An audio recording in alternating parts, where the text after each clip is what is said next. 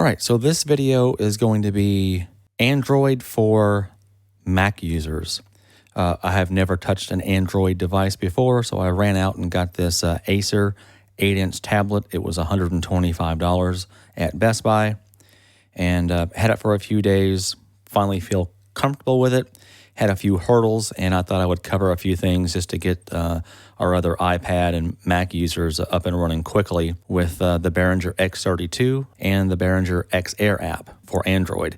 Now, one of the main reasons why I wanted an Android device, one is just to kind of get used to the other applications and how they're laid out and how they feel, and have an alternative out in the field to use with the X32 and the XR. Another reason was because we're going to be using the XR or the XR18 system at several of our smaller events that I may not stay on the premises, so I don't want to leave my personal iPad with the XR18. So I wanted something that was cheap and easily replaceable in case something happened.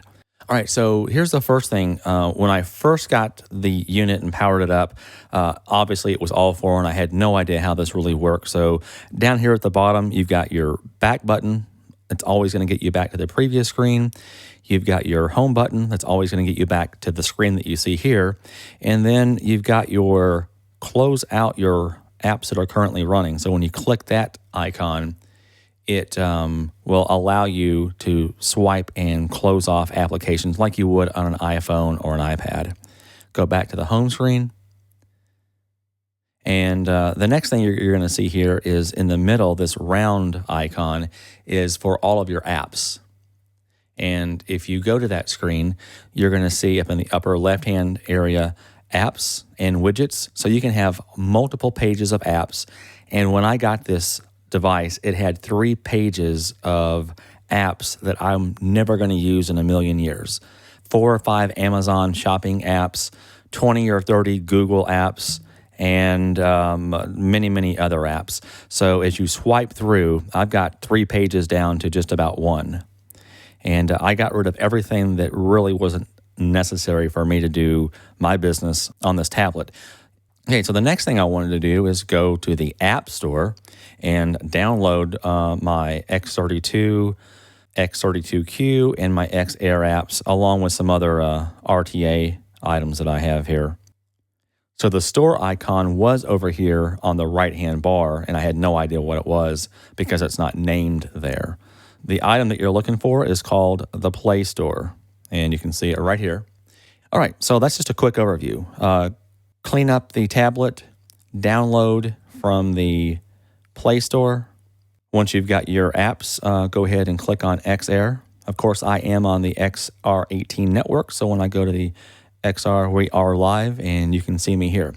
Now, I'll let you know that when you first open up the XR app for Android, it's not going to look quite like this. I've done some customization, and I must say that the custom banks are a really cool feature that Android has that the Apple doesn't.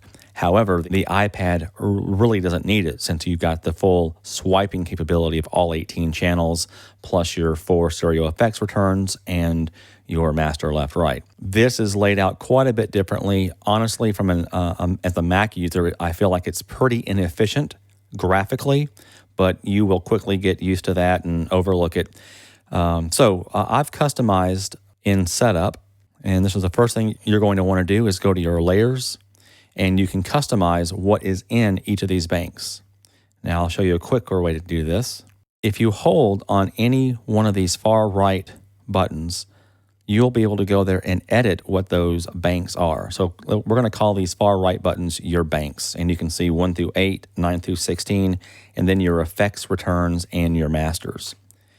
Those are all your inputs. And then, of course, you've got your 6 bus sends and your 4 effects bus sends. And then finally, I've created some DCAs down here in the bottom. All right, so let's take a look at how to customize the banks here. The first thing you have to do is go in to Setup, to Layers, and change right here the number of channel strips that appear in each layer. And I've set mine from 8 up to 10. And what that is going to allow me to do is get the 8 default channels, as you would expect, And in the other two, it allows me to load in what I want. I always want to be able to see my master left, right. If I don't need anything else, I put a blank strip in there. But check this out. If I go to the second bank, 9 through 18, I've got my iPod where that blank was, so my master left, right fader stays to the far right. So as I switch back and forth between those two banks, my master fader is right where it needs to be. So 1 through 8, 9 through 16, plus the extra 2, and master fader still there. Now when I go to my effects and masters, those are my last set of inputs here. So I've got my 4 stereo returns, and just for personal preference, I wanted to go ahead and have my sub and my master left right there. So I've got the master left right on every bank.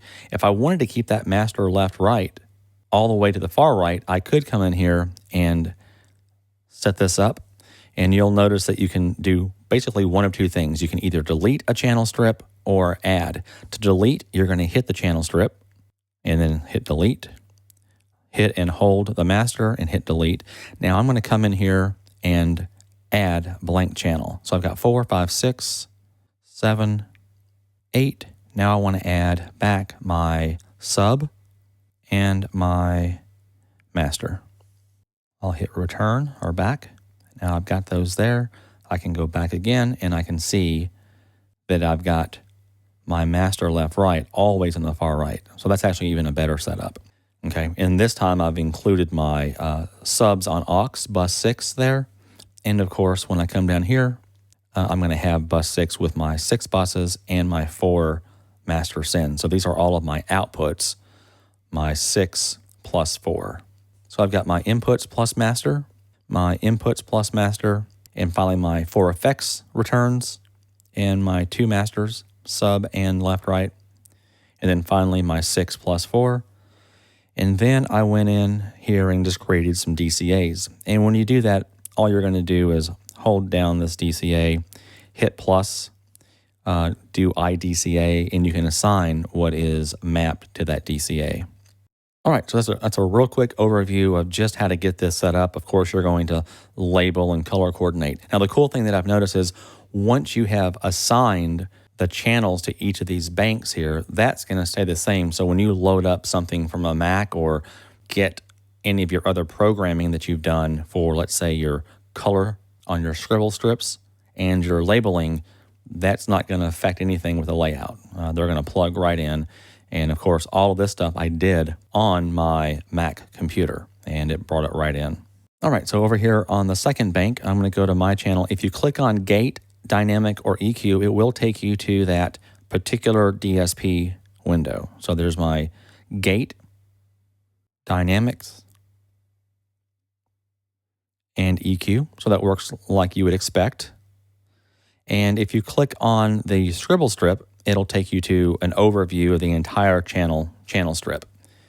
That's all pretty self-explanatory. One thing that it doesn't do is allow you to finger touch and swipe across the monitor 1 and monitor 2 to pull out the monitor mixes like the XR Edit apps do.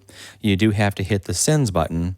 And now for my currently selected channel, I can push up monitor 1, monitor 2, and you can see those as I push those up. Now if I go back, now you can see that graphically represented, but you can't pull those out. Okay, there's no doubt that the EQ is much nicer right now than what we have in the iPad. We do all expect to see that soon in the iPad. You can raise and lower the EQ, check 1, 2, and I can bring up the highs so you can hear that. And of course you can pinch to zoom here. You do have to select it first. Select it, and then you can do a 2-finger pinch or zoom out, zoom in, zoom out there. Okay. I think the SE probably stands for simple and expanded. So if you click on that, on some of the DSPs, you're going to get a basic version or an expanded or deluxe version. Probably works over here on the Gate. Let's go look at the Gate. Simple and expanded. So keep in mind that you do have the basic and advanced view in the S/E icon.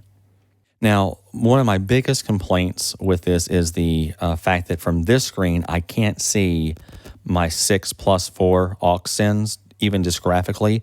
So I think if they were to do a little revamping of these graphics, the buttons are really, really large. Ironically, for small tablets, it's not a great fit. The mute button, solo button, and the scribble strips can all be smaller.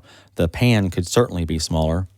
And then if all of that was rearranged, it would give you enough space to put the 6+4 bus ends up top like we're used to in the XR Edit apps on the computers, and even the iPad both have the graphical representation up top so you can see what's going on in your monitors and effects. The other thing that can be done is just the bank buttons themselves to be smaller because they create a really big problem.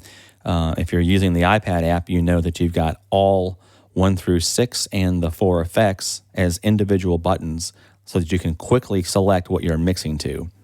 Here you can't, and it's very cumbersome. You have to actually use this button here to select what you're mixing to. So if I want to mix to monitor 1, I have to go here, I hit Sends on Fader, and now I can turn up things in monitor 1. So here's my voice in monitor 1. I can click here, select monitor 2. Now I can get my vocal in monitor 2, and so on. To add effects, same thing. Come down to effects number 1, send this here, check 1, 2. And to me, that's just a little bit cumbersome to have the effects send as a pull-down menu when you can easily redesign the graphic size and put all of those buttons over here on the right menu bar, and you really wouldn't even need this entire bank here where Fine and Mute Lock is. All of those buttons can be gone. Just get rid of those altogether. The other thing that's really odd is this Bus Master button. It's just a one fader bank that you cannot edit. If you were to click and hold on it, it doesn't do anything. So it's not editable like the far right input output bus bank buttons are. So a complete waste of space. The Bus Masters are right here in my situation. So there's all of my outputs. I don't need to see one button and go see that there. And then lastly, a couple of the features that are on here that are in buttons that the iPad and the Mac apps don't have is the Find button. That's a nice feature. That should probably be in the setup menu. And Mute All is fine, but if I hit the Mute All button again, why doesn't it unmute all? Makes no sense to me. Get rid of that button, and let's get all this down into one far right row of buttons to make this app a little more efficient. There's the meters. You have to hit back. I don't know why the top bar of meters, effects, save, and your routing and setup disappear. Seems like if I had that there, I could go back without having to hit the back arrow. And then the effects. Effects are a little bit strange. If you want to go in and dial in your room, you can tap on the room, and there are your list of parameters.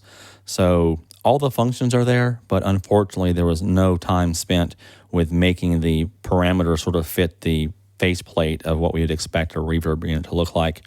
So you really have to think a lot harder to adjust these, I think. You know, we're just used to seeing them always overlaid on a rack graphic. But one thing good about the effects section is it actually is all there. We all know that the iPad version does not have full edit capabilities. We also can't load and save presets. So there are definitely some benefits here, even though it is a bit awkward to go through and visualize your parameters here. All right, so that's a quick overview. I think if you're a Mac guy, you should definitely get an Android. It's too inexpensive not to have it as an option. You may not want to have your personal Mac or iPad or MacBook left out on a gig for a client or a guest engineer to mess with. So here's something that's great, $125. You've got full functionality, and it's never a bad thing to have options. So if you have any questions, let us know on our YouTube channel, or definitely come over to the Facebook user group, Behringer XR. So come on over and check it out.